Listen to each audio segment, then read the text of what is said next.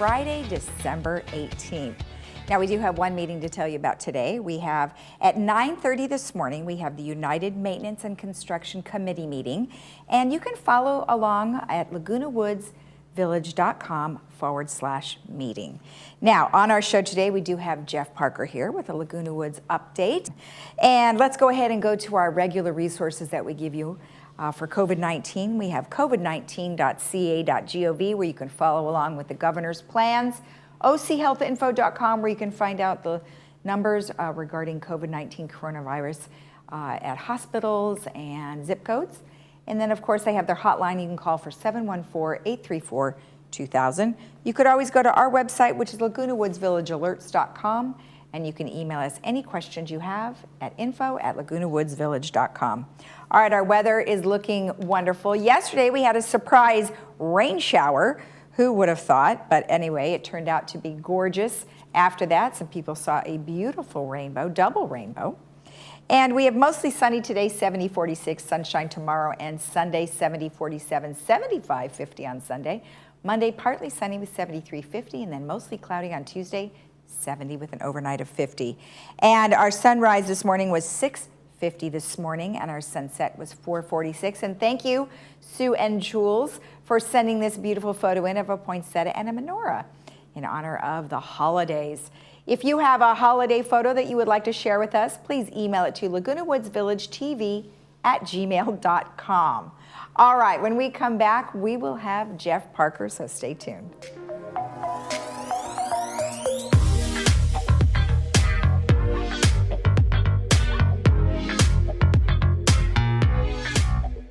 Why do I love being a doctor at Kaiser Permanente?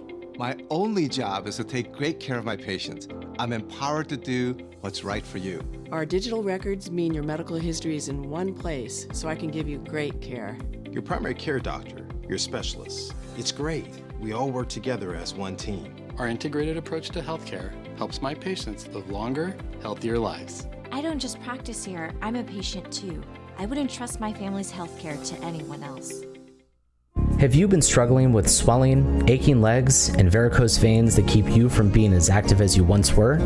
Using the latest in advanced techniques such as VenaSeal, Golden Coast Dermatology Skin Cancer and Vein Center offers minimally invasive treatment with better outcomes and quicker recovery times. Dr. Tidwell is an expert in vein care and can help you get back to having healthier and active legs. Golden Coast Dermatology. Call today to schedule your appointment and get back on your feet. Hi, I'm Robert with Laguna Premier. As we all face the disruptions of the COVID-19 pandemic, our first priority is the health of our clients, employees, and community. Hi, I'm Claire. We are adapting, working together like never before. I'm confident we will provide the same high level of service our clients have come to expect. Hi, I'm Jennifer. Many people are still selling and buying homes in Laguna Woods. As a leading real estate firm in Laguna Woods, we are open and here for you. At the Memorial Care Breast Center, Saddleback, you will always find a friendly face to guide you through your annual mammogram visit. Our staff, dedicated subspecialist breast radiologists, knowledge, and innovative technology awaits your visit to our center. With the Laguna Woods shuttle service right at our sidewalk, this convenient location offers you quick access for your appointment. You can expect nothing but the best for all your breast health needs at Memorial Care Breast Center, Saddleback.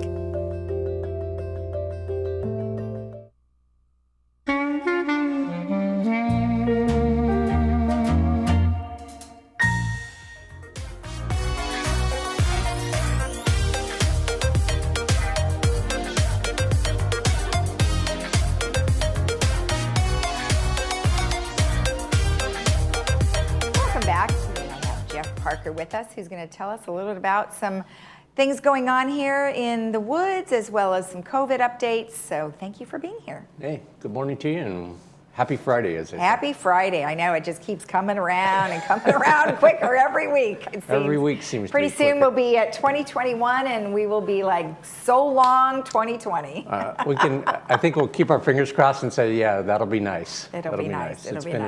It's been a very difficult year in a lot of ways for everybody, and certainly with this COVID thing, has been a tremendous impact on a lot of people. Oh yeah, absolutely, absolutely. All right, well, in regards to that, we do have some numbers to discuss. Sure, we'll start off with the numbers that we have today. We have 2,615 people that have tested positive, and unfortunately 13 deaths were reported.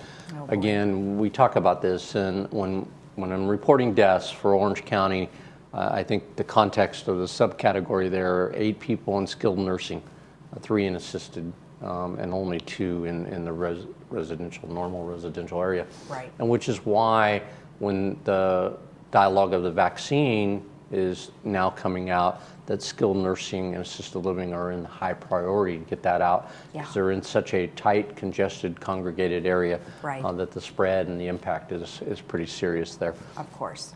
The 2,600 is a lower number than we had a couple of days ago, so I guess that we'll look at that as good news. But I think the other one that is probably the most daunting is the hospitalizations at 1,519 and the ICUs now up at 343. Yeah. They announced last night that the ICU beds for the Southern California region, which is from Ventura County all the way to San Diego County, had reached the 0% capacity, which means the dedicated ICU beds that they had originally planned are now at full capacity. So now what they're doing is having to do augmentation. They're doing mobile hospitalization to handle patients that need to be handled besides ICU, besides COVID issues. And they're reconverting some of the beds in the hospital to being COVID beds so they can address those specifically. So that's a big challenge for them right now, and it's a big challenge for everybody in Southern California as well as the state of California with these numbers, and to make sure that they have capacities. The sad part about it is hearing that last night, and I was kind of watching the news, where they had in LA County a couple of ambulances that literally they kept the EMTs in the ambulances working on people, taking care of people, because there wasn't any capacity at all in the hospital. Right. So that's really dangerous, and something that we don't want to see, obviously. Well, and of course, we have been lumped in to the large region that we're going, like you said, from Ventura down to San Diego. So the best thing for us to do is to really keep our head in the right place, knowing that Los Angeles is where most of this is occurring. Now, that doesn't mean it's not happening here, but it isn't as extreme as it is Los Angeles. I mean, Orange County has its challenges. We do have varying areas that are at capacity, but that doesn't necessarily mean it's right here. Yeah, not all of the hospitals are at 100% capacity, but the trend that we talked about is the scary part. And as these numbers keep going up, they will be. And that's what we want to stay away from if we can. Right. With social distancing, wearing the mask, and doing everything that we can to help keep that from happening. Exactly. And just a note on the hospitalizations here locally is that we are on direct communication with Saddleback Hospital, Kaiser, a variety of the others that are here real close. And just know that do not delay things that like if you are having a heart attack, or you are having a stroke, or you are having some sort of symptoms, do not delay. Do not be afraid to go to the hospital, because it is really important that you keep something that's serious like that on the forefront. Don't be afraid to go, because they will take care of you. Yes, and you're absolutely right, Lisa. That is so critical to taking care of yourself, taking care of your, because if you don't do that call, and something more critical happens, then it's even worse. And so absolutely correct. Okay, good. And yeah, I just want people to know that they're ready for you. And although we report these large numbers, we want you not to be afraid to do that. So. And I think that goes back to, again, the hospitalization is up. And there are certain designated ICU beds in every hospital. Yes. So it doesn't mean they don't have capacity in the hospital. It just means that the ICU beds. Good. So they'll transport you, and they'll triage, and they'll do the whole system. It's very similar to what they, in a sense, got caught into in June and July when we had the spikes there. Same thing, hospital beds got really low for ICU beds, and so they took care of it. I think they're going to, the sad part, I guess, in my sense, is that one of the things that is complicating this is they're getting to the point where they're getting saturated for the hospital ICU critical care workers. Oh, yeah. That having enough, and so expanding their Usually it's like 1-on-1 or 1-on-2. Now it's a 1-on-3 capacity. Yeah. So the care is different or potentially different. And that's something that they don't want to have happen, because obviously when you're in ICU, it's critical care. Well, right, and there's a lot more time that they're going to be spending, like you're saying, you know, and if you have 1 to 3, that's a lot of work for that nurse or doctor to be able to do. And so that's what we've been trying to do all along, right, is to shorten that, you know, flatten that curve so we won't overwhelm all these Yep, people. you're absolutely right. Yeah. With regards to Laguna Woods, our numbers are up. We're at now 155. So that's, again, going back a couple of weeks, you know, that's a pretty big jump for us. But you'll see, if you go on their website, you're going to see cases are way up for everybody. Yeah. This isn't just a Laguna Woods issue. This is an Orange County issue. This is a state of California issue. Exactly. And so when you look at those numbers, you know, they're pretty high everywhere. And so it's, again, it to our residents who've done such a great job of being safe and wearing masks and staying home, just continue to do that. It's so important right now. And limit the amount of people that are visiting, that you're in contact with, even family members, unfortunately. Yeah, well, that's what they were saying, and it's very difficult to do, but we have to do the best we can. So thank you for the information. I know it's always difficult to come on and be the bearer of bad news, but... Well, and on the, I do have some good news in the sense that on that note, though, that the vaccine's here now, and we talked about that a little bit the other day. So the first round of vaccines are what they're calling the phase 1A, basically, vaccination is for, I just wanted to mention, is for hospital, long-term care facilities, we mentioned that, outpatient clinics, where people are working, home health care individuals, pharmacies, emergency medical services, public health. So they're now starting to get their vaccines. So that's good news, because I think that's going to give them a comfort level that their engagement now is somewhat protected. And I think that's really, really important in building that confidence up. I know a number of people that they've interviewed and stuff have taken the shots.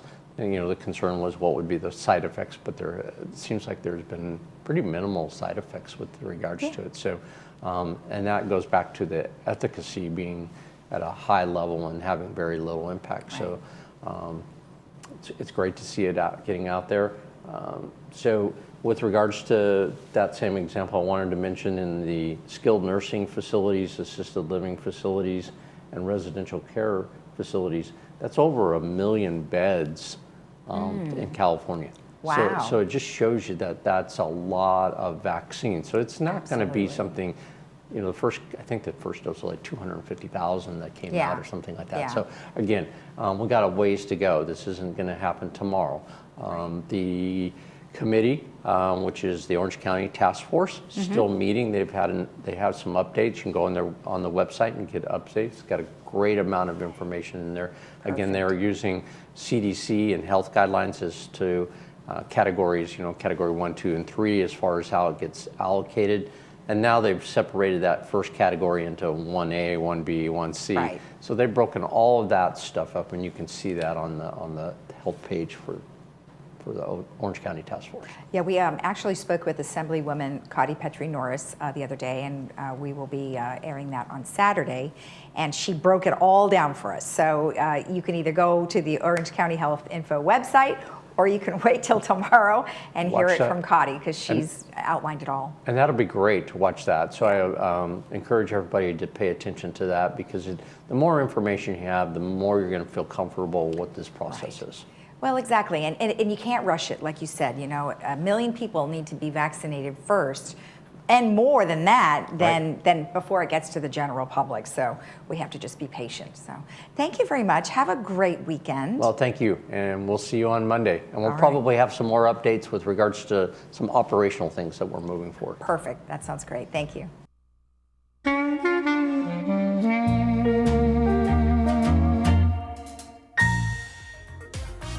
Just wanted to let you know, in the midst of the COVID virus update, we are open. We are seeing emergency treatment. We've taken some extra precautions to make sure that our patients are safe. We're taking temperatures to make sure that no one has a fever, and we're also having patients rinse with a medication called Peroxyl for 30 seconds. And there's a number of other precautions that we've taken here in our office to make sure that everyone stays safe during this difficult time.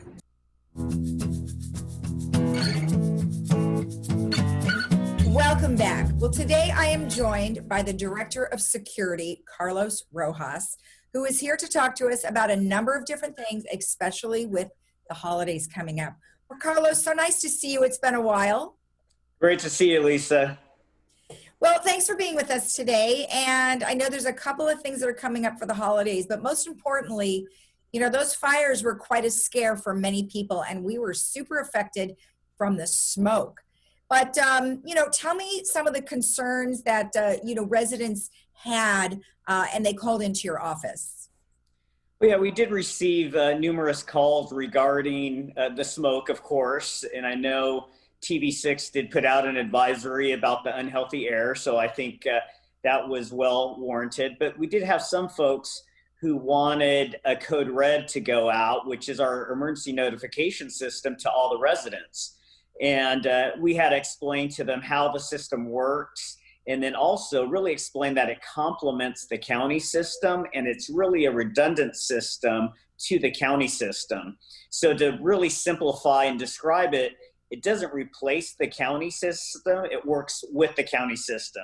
So the last thing we would want to do for our residents in the village is to give contradictory information between us and the local authorities, whether it's the sheriff's department or the fire department. So tell me what their system is called.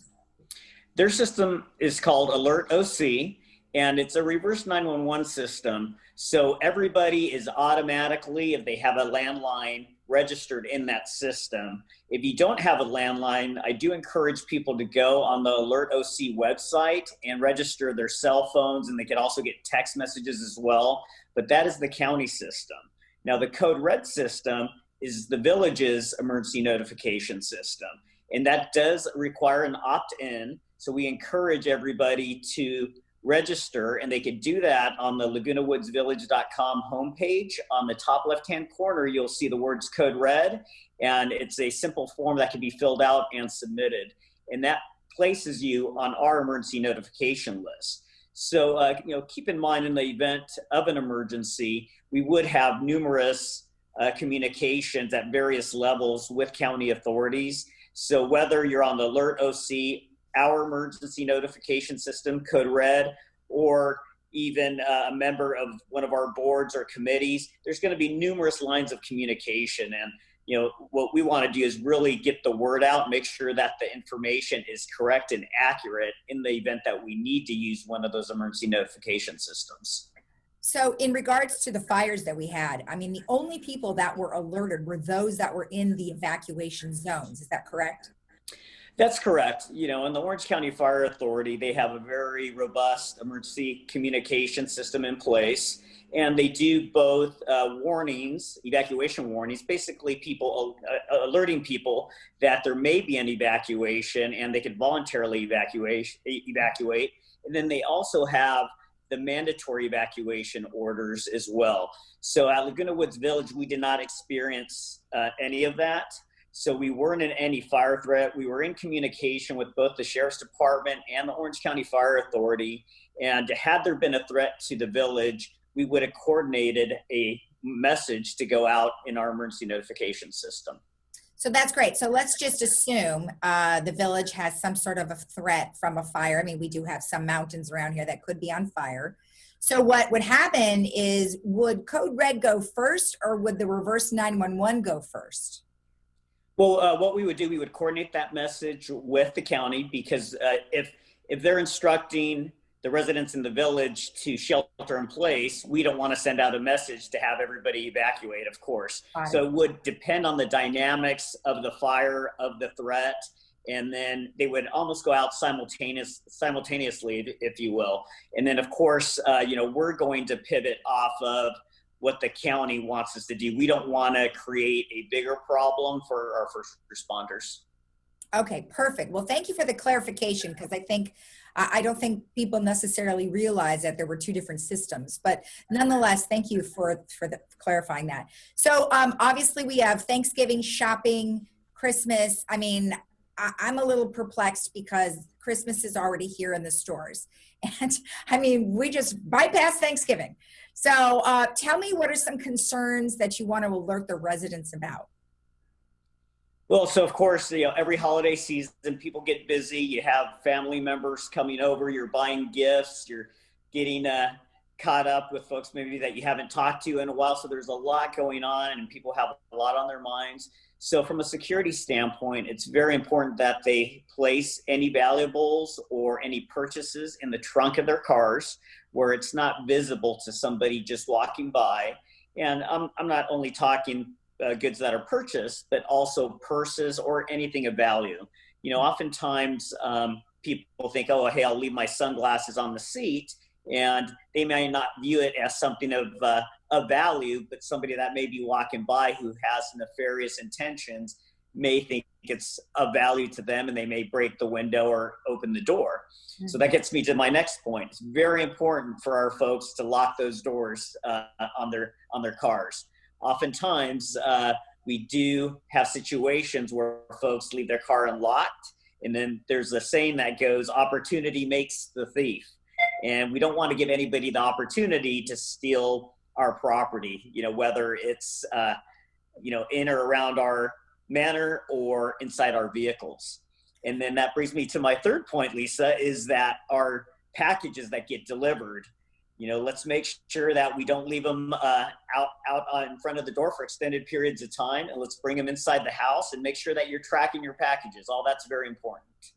Yeah, I was going to actually ask you about that, but I'm glad you brought that up, because more and more people, especially with COVID, we weren't really going anywhere because nothing was open. We've been buying a lot of stuff online, and some people have packages just piled up on their doorstep. Have you had many situations that are concerning regarding those packages? At this point, we have not, but the possibility is always there, just because are a lot of packages that are being delivered. And it's very convenient for folks to order, especially right now during the pandemic, to order via online and have it delivered. And so we just want to create that or increase that situational awareness for all our residents and make sure that they watch out for their neighbors as well. If you see something that's been sitting out in the porch for a significant period of time, you might want to bring it to your neighbor's attention. That's awesome. Awesome advice. Okay, so obviously we've been dealing with COVID-19 for quite some time, and we've been great about wearing the masks and social distancing. Let's talk a little bit about the resolution that was put into place. Sure. Well, the resolution did expire. So it's very important for folks to know that we have reverted back to the state and county guidelines. And you'll still see all BMS employees will be wearing masks in their vehicles and where they're providing service to the public. But it should be noted that for our residents, the requirement is really for them to follow state law and laws of the county as it relates to COVID-19. Yes, and I believe the majority of our residents are following the guidelines that are put out by the governor and our state and our local county. So good for them. But again, thank you for the reminder. Well, it's very nice to see you. I appreciate you taking the time out of your busy schedule to meet with us. Great seeing you as well. Thank you for having me. And then happy holidays to all our residents, of course. All right. We'll talk to you again. Thank you. Thank you. And we'll be right back after this.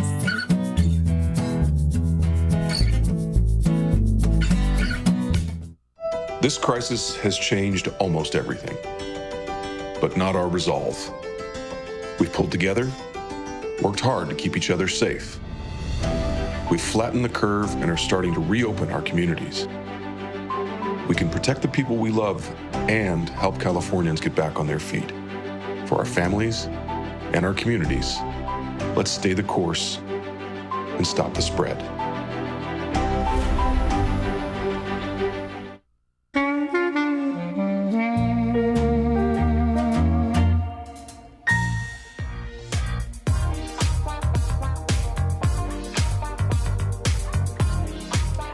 movie for today is called The High Note, and it stars Dakota Johnson with a variety of other people.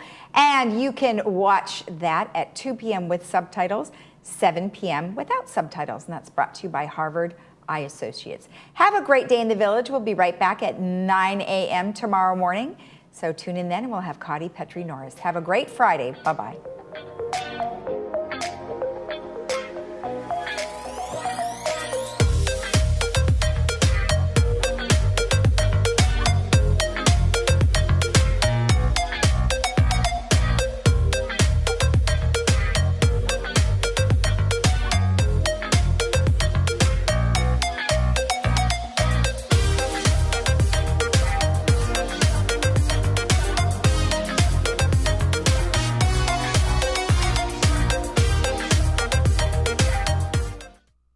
There are everyday actions to help prevent the spread of respiratory diseases. Wash your hands. Avoid close contact with people who are sick. Avoid touching your eyes, nose, and mouth. Stay home when you are sick. Cover your cough or sneeze. Clean and disinfect frequently touched objects with household cleaning spray. For more information, visit cdc.gov/COVID-19. This message brought to you by the National Association of Broadcasters and this station.